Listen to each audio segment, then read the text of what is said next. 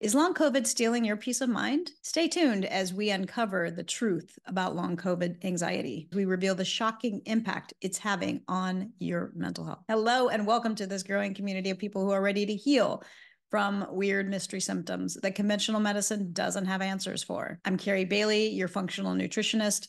I work with people with anxiety, depression, and other weird mystery symptoms. In today's video, you'll learn the truth about long COVID anxiety. You'll learn what's triggering this anxiety, how to use foods and a different way of eating to relieve your anxiety. Long COVID has triggered not only physical symptoms, it's also created mental, emotional symptoms as well, like anxiety. There's a very important hormone that's released by our adrenal glands called adrenaline. You might know it as a stress hormone. Some adrenaline is good, but too much overstimulates us and leads to anxiety. There are 5 ways that adrenaline is triggered in the body. The first is mental emotional stress. Just the pandemic itself created a lot of mental emotional stress, but it could be other events in your life. It could be things that led up to COVID that were happening before COVID, the stressors in your life, mental emotional issues.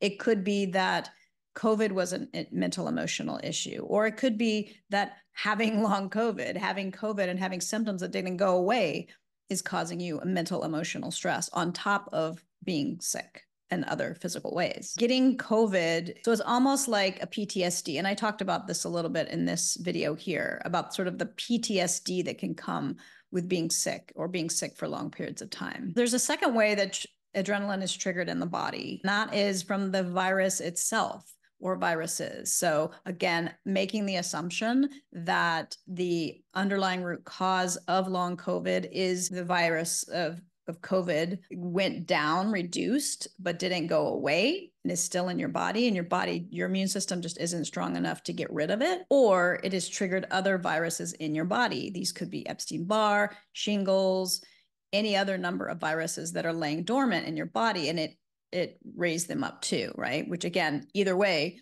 it's a signal that your immune system isn't strong enough to fight these viruses, or they've gotten so big and strong that they've overpowered your body. These viruses, so that's triggering adrenaline, and along with adrenaline is a cortisol, and those are both released generally at the same time from your adrenal glands. Now, cortisol, there's a couple of different parts. There's cortisol and cortisone, and part of their job is to fight inflammation. So if you've got a heavy viral load, you're going to have a lot more cortisol that's come in place. And then depending on other things that have happened to you in your life, you might not have enough cortisone to dampen that inflammation, right? So it becomes this perpetual cycle. So this adrenaline, what you're feeling, this adrenaline is also tied to our nerves and our nervous system. And so, for instance, if you have long COVID and you have heart palpitations, right?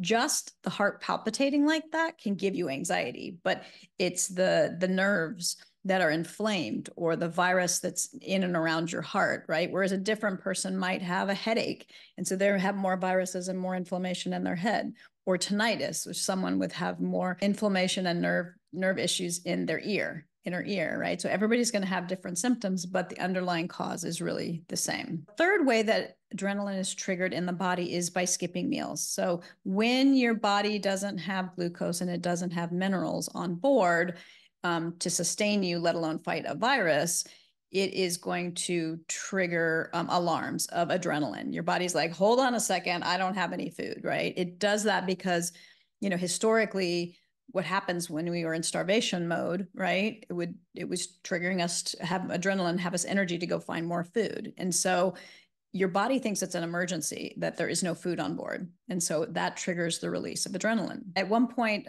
somebody from our community in the comments was saying, somebody came on board and said that they'd done OMAD, or 1 meal a day, and had success with that.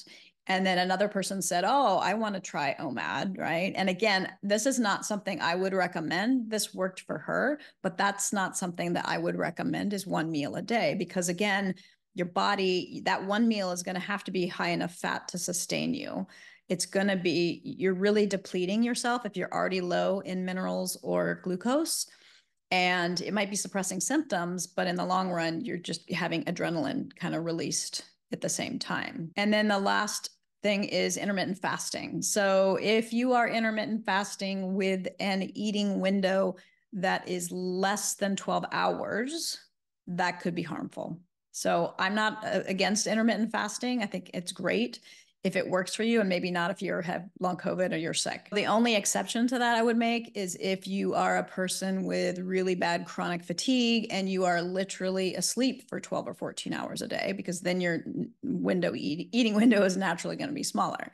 But as long as you are awake, ideally you're eating in that eating window. And in a previous video, I talked about eating more frequently, eating so you can have the glucose on board, kind of thinking it's similar to low blood sugar, right? You're constantly keeping the glucose and the minerals in the body along the way. The fourth way adrenaline is released in the body is by eating a diet very high in fat. What's high in fat? Fats are in animal proteins. They are in, so this is your beef, chicken, pork, lamb. But what happens when you're eating a high fat diet is that your body releases adrenaline in order to thin the blood, right? Because it gets very thick from all that fat. So you're thinning the blood in order to get that fat into the brain, because that's this guy up here loves fat, right? Even though your liver, not a big fan of fat, but your brain needs fat. And so your body's trying to get it up there. And so in order to, so the higher fat in your diet, the more adrenaline is released in order to compensate for that. But that, again, could be triggering anxiety, because it could be on top of all the other stimulants, all the other adrenaline.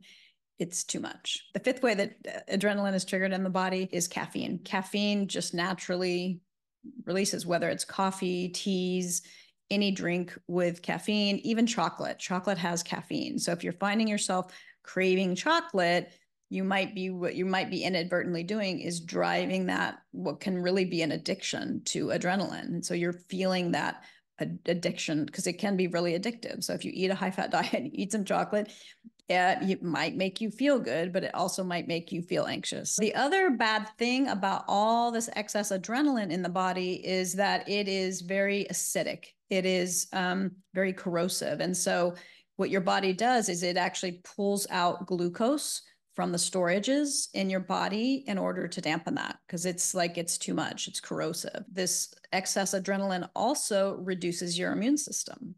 So you can imagine if you are sick, it's going to keep you sick, right? If you've got that adrenaline going. So it's going to suppress your immune system further, right? By having all that adrenaline on board. So either that could have been the thing that led up to your getting sick, or that could be the thing that's keeping you sick.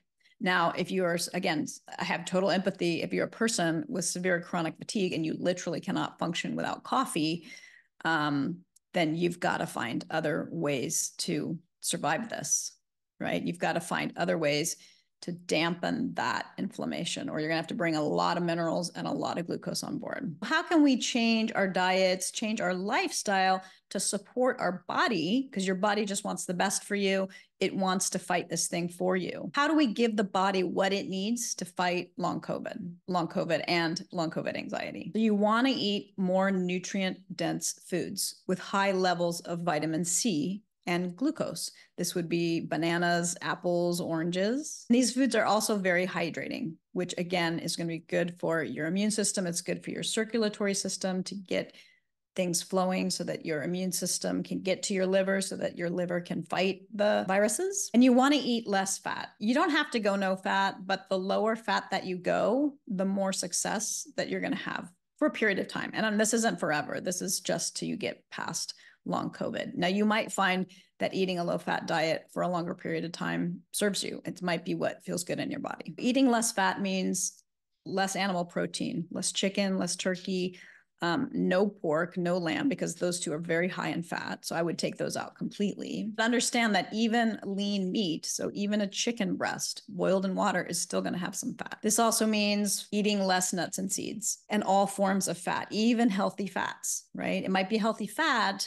but again, in the environment of your body that is sick, in the environment of a liver that's overburdened, right? And it cannot break down those fats, it's going to be too much fat in the system. So be sure to eliminate all, or reduce and or eliminate all sources of fat if possible. The foods that are the best sources of minerals and electrolytes are vegetables. These are your lettuces, your spinach, your kale, your celery, your cucumber, your asparagus.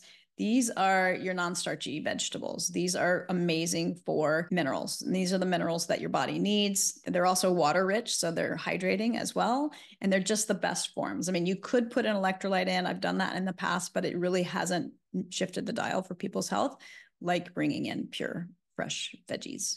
This also want to say that this isn't about bringing, okay, make sure you eat a little bit of carrots at lunch and make sure you eat a little bit of broccoli at dinner. Is way more than that. We're talking about 80, 90% of your plate should be vegetables. From a food combining standpoint, the best way to combine those vegetables is if you're a vegetarian, you can add starchy carbs to that to give you the filling that you need, because you do need the glucose to fill you up. And if you're a carnivore and you eat meat, then with those vegetables, you could eat chicken, beef, turkey, etc. Right? Again, just ideally lower fat content. So these would be similar vegetables. This is what you would find in a salad. You could also do the same thing, whether it's cooked or raw.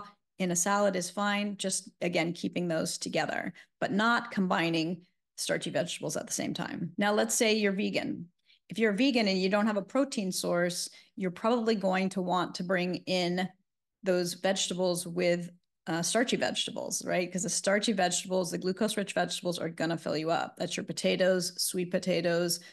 Those are better choices, to be honest, than beans. Beans aren't bad, but they're not going to be as glucose-rich for you as potatoes, sweet potatoes, and winter squash. And these starchy carbs are also a better choice than grains like rice or quinoa. They're just not as nutrient dense as a sweet potato. A seed like quinoa is good because I don't think of it as a high-fat seed, but it's also not the most nutrient dense. I know they say it's high in protein, but anybody with any kind of digestive issues, you might find that quinoa is rough. It kind of scratches the digestive tract, and it's a seed, so it doesn't break down quite as well as a vegetable. So it could be really irritating to the lining of the gut. So if, in addition to long COVID anxiety, you have digestive issues, pain, things like that, you probably don't want to do quinoa. If you're interested in supplements to calm down your anxiety, I would love for you to go back and watch my video, like on this adrenal fatigue video, where I talked a lot about supplements that are good for calming anxiety. I'd love to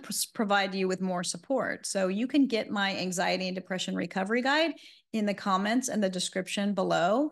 And there I give you recipes and tips to get you started on this healing journey. You also get access to my mailing list, where I share insights that I don't share here on YouTube. So to summarize, the best way to reduce anxiety is to dampen the adrenaline in your body. And the way excess adrenaline is created is with mental emotional stress, underlying viruses, skipping meals, too much fat in the diet, and consuming caffeine. Excess adrenaline also suppresses the immune system, keeping you further sick, which reduces your ability to fight any kind of viruses that are going on in your body. If you love this video, give me a thumbs up. If you want to see more of my videos, please subscribe and click the notifications button so that you can see my videos as I release them every week. Thank you so much for being here. I will see you in the next video.